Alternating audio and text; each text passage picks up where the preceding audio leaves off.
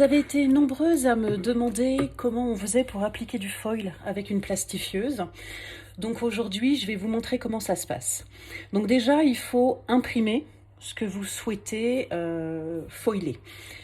Pour l'impression, il faut une imprimante laser, c'est important. Sur de l'impression jet d'encre, le résultat sera très médiocre.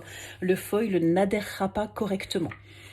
Donc, pour l'impression, ici, j'ai utilisé du papier glacé. Le foil a un meilleur rendu sur du papier glacé. Donc ça, c'est du papier de chez Clairefontaine en 170 grammes que j'ai trouvé chez Bureau Vallée. Donc là, aujourd'hui, je voudrais appliquer le foil sur le texte qui est au-dessus. Donc j'ai découpé un petit morceau de foil. Donc le foil, ça se présente comme ça. Un côté argenté, un côté coloré. Le côté coloré est toujours au-dessus. Le côté argenté contre le texte. Donc celui-ci, c'en est que j'ai trouvé chez Action. Quand j'ai commencé à faire du foil, je voulais pas forcément me ruiner, je voulais déjà voir si ça fonctionnait, donc je l'ai pris là-bas. Et puis finalement, il est plutôt de bonne qualité, les résultats sont assez sympas.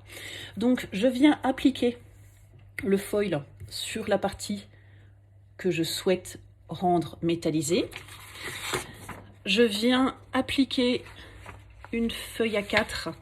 Alors c'est là où il faut être prudent pour que ça ne se décale pas. Hop.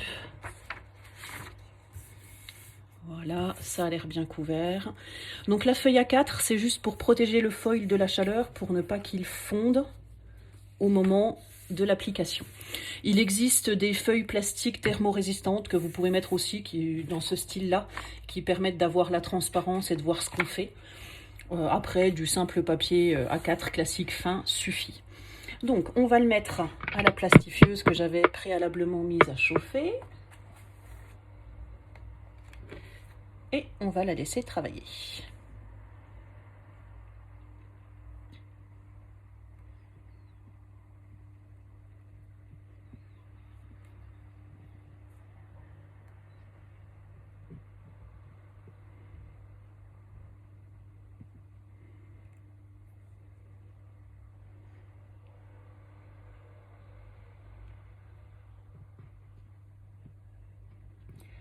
Au niveau de l'impression, je sais que beaucoup d'entre vous sont sur des imprimantes jet d'encre.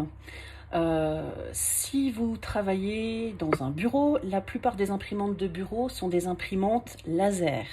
Donc n'hésitez pas à faire vos impressions sur vos imprimantes de bureau si c'est pas trop problématique vis-à-vis de votre employeur.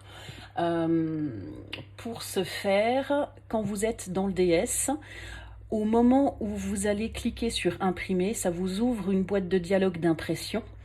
Si vous cliquez sur le deuxième bouton en bas avant de lancer l'impression, ça va vous ouvrir la boîte de dialogue d'impression de votre ordinateur.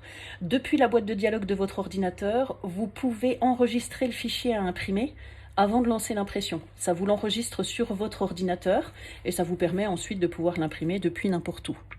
Voilà. Donc, la plastifieuse a terminé son travail.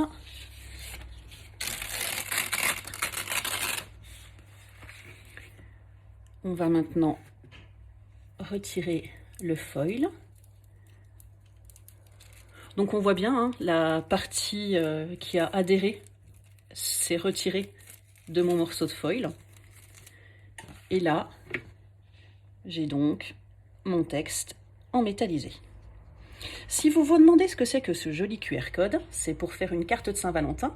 Dans la prochaine vidéo, je vais vous expliquer comment faire pour enregistrer un message vocal et le transformer en QR code pour mettre sur vos cartes de vœux ou vos cartes faire-part de naissance, de mariage ou carte de Saint-Valentin. Voilà.